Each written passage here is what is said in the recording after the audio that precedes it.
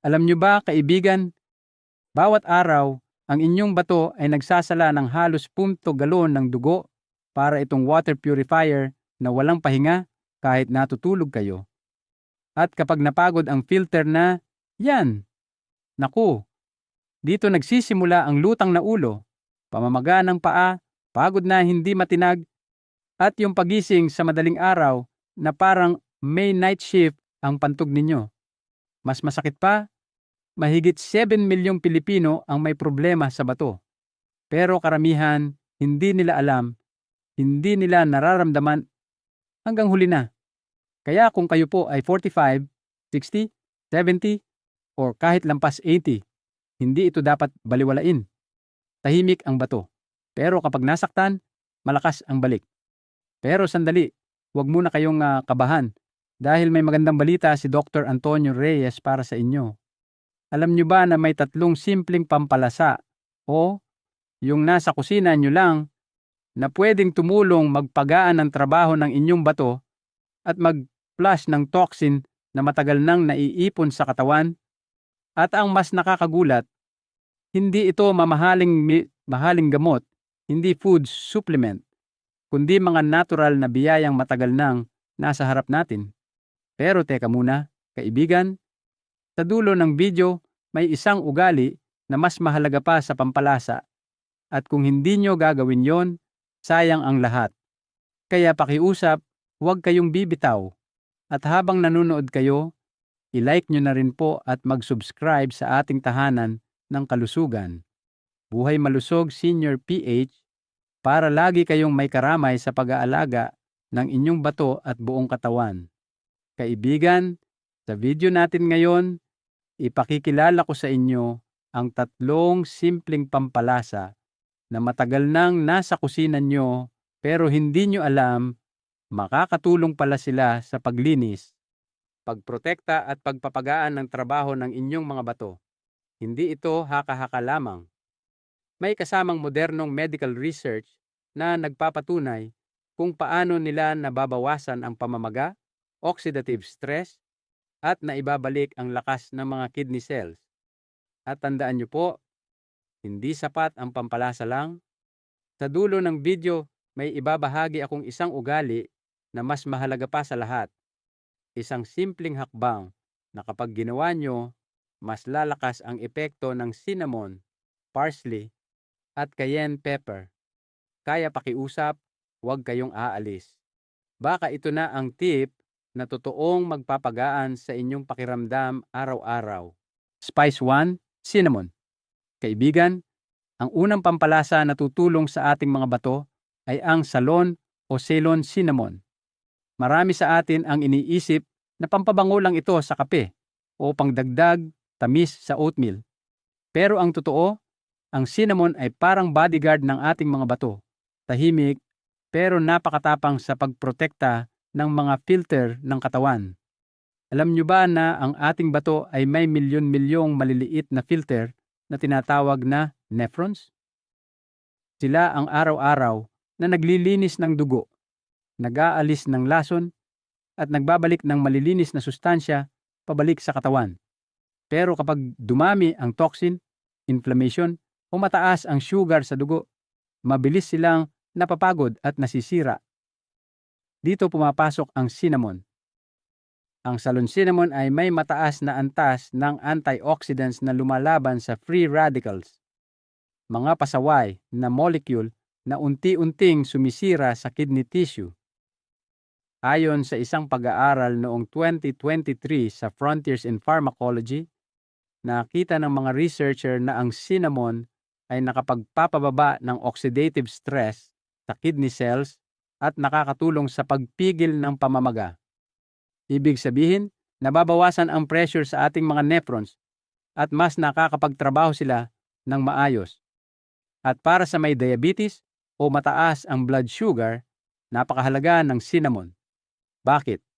Dahil ang sobrang sugar sa dugo ay parang buhangin na dumadagdag sa bigat ng ating filter. Mabuti na lang, ang cinnamon ay tumutulong i-stabilize ang blood sugar pagkatapos kumain, kaya hindi napapagod ng husto ang mga bato. Pero tandaan niyo po, Hindi lahat ng cinnamon ay pare-pareho. Ang cassia cinnamon, karaniwang nabibili at mas mura, ay mataas sa coumarin, isang compound na pwedeng makasama sa atay at bato kapag sobra. Ang Salon-Silon cinnamon ang mas ligtas, mas banayad, at mas mainam para sa ating mga senior. Gaano karami ang dapat?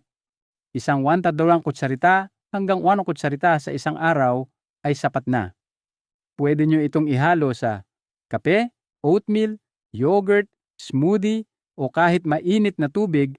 Ang sikreto para gumana, tuloy-tuloy, araw-araw. Hindi isang beses ngayon, tapos bukas wala. Dahil ang lakas ng cinnamon ay nasa pagiging consistent, hindi sa pagiging marami. Spice 2, parsley kaibigan, at mahal na mga lolo't lola, ang pangalawang pampalasa o mas tama, gamot na galing sa kalikasan, ay ang sariwang parsley. Madalas natin itong makita lang sa gilid ng pinggan, parang dekorasyon. Pero ang totoo, ang parsley ay walis tambo ng katawan. Tahimik, ngunit mahusay sa pagwalis ng mga lason na pinapasan ng ating mga bato araw-araw. Bakit ba napakalakas ng parsley? Dahil isa itong natural diuretic, ibig sabihin, tumutulong itong maglabas ng mas maraming ihi ng hindi masakit, hindi nakakapagpahilo, at hindi gaya ng malalakas na water pills. Kapag mas maraming ihi, mas maraming toxin ang nahahatak palabas, kaya mas gumagaan ang trabaho ng ating bato. Ang parsley ay puno rin ng flavonoids at vitamin C, dalawang makapangyarihang antioxidants na tumutulong magpababa ng pamamaga at magprotekta sa kidney cells laban sa oxidative stress. Sa katunayan, ayon sa isang pag-aaral noong Disyembre 2024 sa Frontiers in Medicine, ang parsley ay nakatulong sa mga taong may kidney strain para mapabuti ang renal markers, mabawasan ang inflamasyon, at maibsan ang pressure sa bato. Isipin niyo po ito. Ang bato ay parang lababo na barado. Kapag hindi umaagos ang tubig, naiipon ang dumi at tumataas ang pressure. Ang parsley naman ay parang mabait na tubero, hindi maingay, pero epektibong nagbubukas ng daluyan. Paano gamitin ang sariwang parsley? Hiwain at ihalo sa sopas, salad, nilaga o ulam. Pwede ring idagdag sa smoothie. Paano gumawa ng parsley tea? 2 kutsara ng hiniwang parsley, ibabad sa mainit na tubig ng 10 minuto. Inumin ng 1 2 tablespoons bawat araw o ilang beses sa isang linggo. Simulan sa kaunti at obserbahan ang katawan. Mga paalala, ang parsley ay may oxalates, kaya kung may history ng kidney stones, maliit na dami lamang, culinary amount. Para sa mga buntis, iwasan ang mataas na dosis dahil maaaring matrigger ang uterine contractions. Para sa seniors, dahan-dahan lang, unti-unti pero regular. At tandaan nyo kaibigan, ang sikreto ng parsley ay hindi sa dami, kundi sa pagiging palagian. Kaunti pero tuloy-tuloy. Spice 3, cayenne pepper. Kaibigan, ang ikatlong pampalasa sa ating listahan ay medyo may sipa, pero napakalaki ng naitutulong sa ating mga bato. Ito ang cayenne pepper. Marami ang nag-iisip na pangpaanghang lang ito, pero ang totoo, ang cayenne ay pampabilis ng daloy ng dugo. Bagay na napakahalaga para sa kalusugan ng bato. Ang bida sa cayenne ay ang capsaicin, isang natural compound na may kakayahang magdulot ng vasodilation. Ibig sabihin, pinapaluwag at nire-relax nito ang mga ugat, kaya mas madali dumaloy ang dugo papunta sa mga bato. Kapag mas maganda ang sirkulasyon, mas maraming oxygen at nutrients ang naihahatid sa kidney tissue.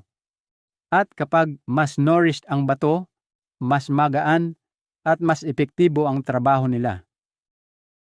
Ayon sa isang pagsusuri noong Enero 2024 sa journal na Nutrients, nakita ng mga eksperto na ang capsaicin ay nakakabawas ng pamamaga, nagpapaganda ng renal blood flow, at nagbibigay proteksyon laban sa kidney fibrosis, ang unti-unting pagkasira ng bato habang tumatanda.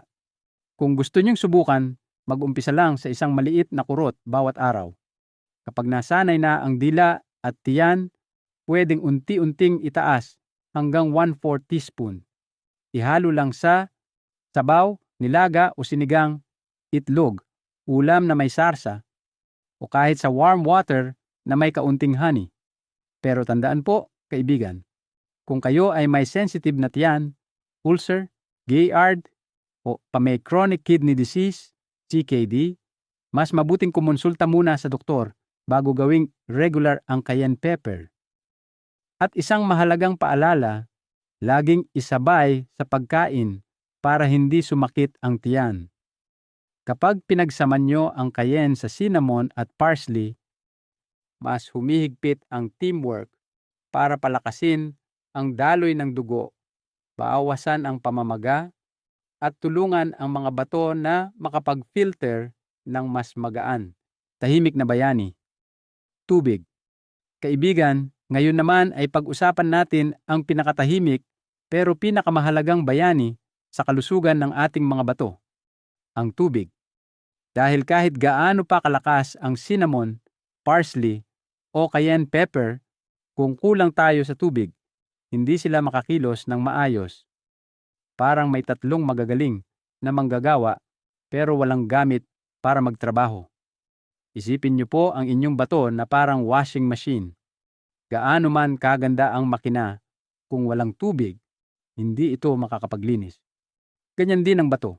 Kapag kulang ang tubig, naiiwan ang toxins, hindi sila makalabas, at unti-unting naiipon sa katawan. Sa una, banayad lang, pero pag tumagal, nagdudulot ng pagod, pamamaga, at dagdag na pressure sa bato. Gaano karaming tubig ang dapat inumin?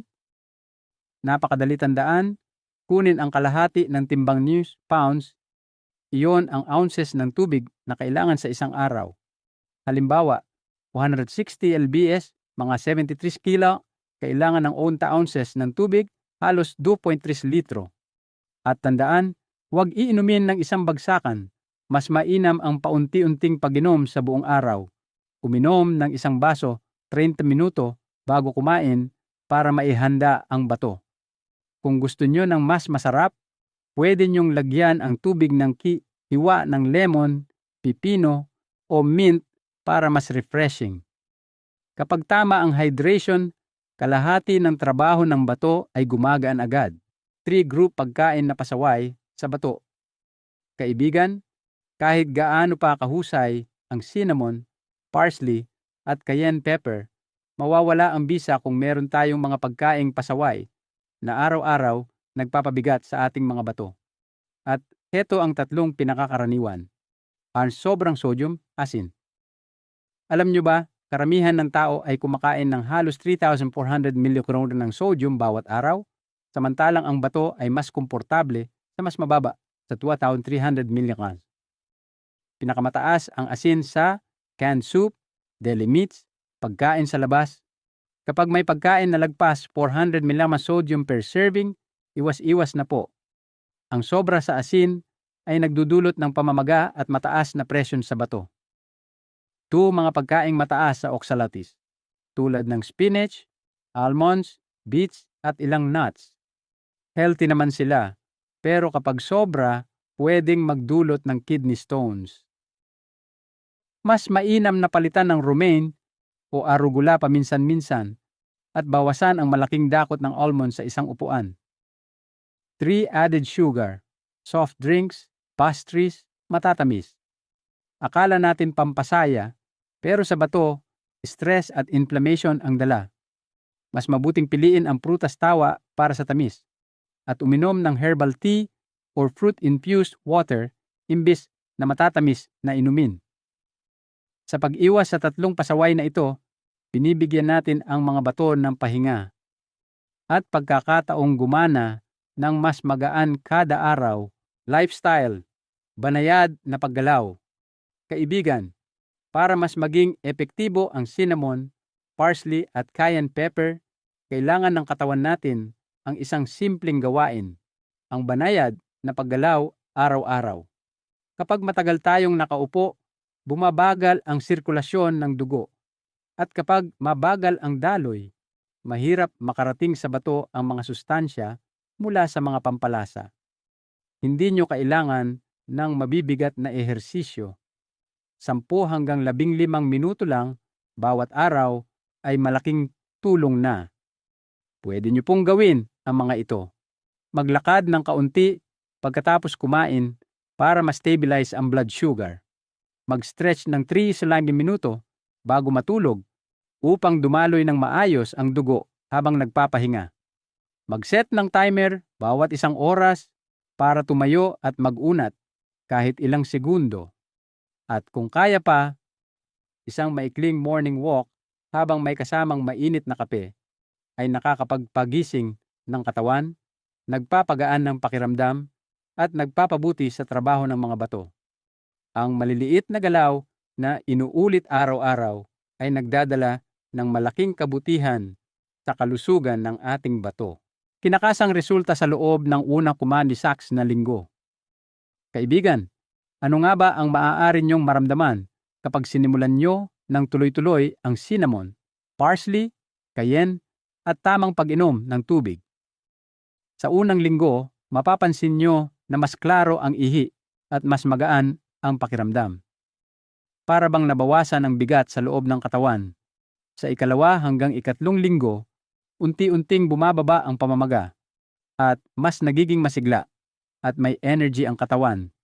Mas magaan gumalaw, mas ginhawa huminga. Sa ika-4 hanggang ika-6 na linggo, may posibilidad na gumanda ang creatinine at AGFR, lalo na kung sinasamahan ng banayad na paggalaw at pag-iwas sa mga pagkaing pasaway. Tandaan, kaibigan, maliliit na hakbang kapag inuulit araw-araw, nagdudulot ng malaking pagbabago.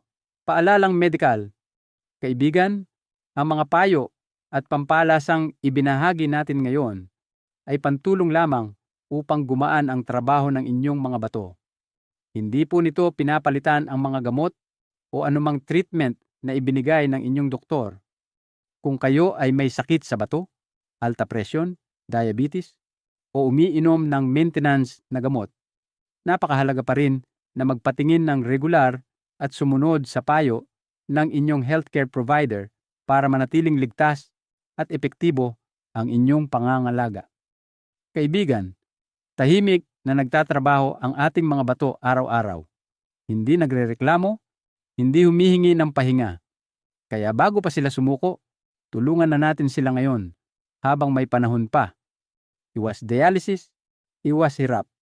Panatilihin ang kalayaan, lakas at magandang kalidad ng buhay. Kung may natutunan kayo ngayon, mag-subscribe na po sa ating tahanan ng kalusugan. At pakishare ang video na ito sa pamilya at kaibigan. Baka sila rin ay nangangailangan. Kita-kits po tayo sa susunod na video. Ingat lagi, kaibigan.